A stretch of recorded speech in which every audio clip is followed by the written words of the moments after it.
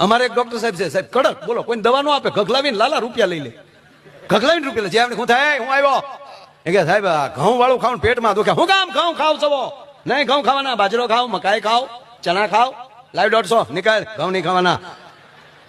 બીજો આવે, શું થાય એ કે સાહેબ બસમાં બેહું ને સક્કર સડે. હું કામ બસમાં બેહો છો?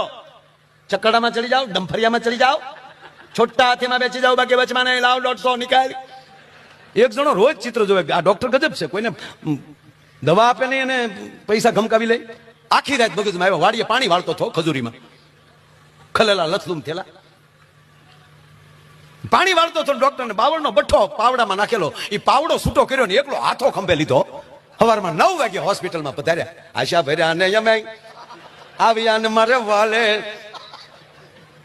ડોક્ટર કે આવો પધારો. આ પધાર્યા. શું થાય છે? એ કે સાહેબ 3 દી ટાઈમ થાય, કોકને 1-2 નાખો.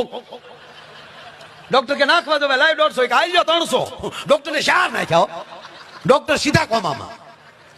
ડોક્ટર ભાનમાં આવે ત્યારે એટલું બોલ્યા કે વિજ્ઞાન જાથાવાળા હારા પણ પાવડાના હાથાવાળા નો હારા.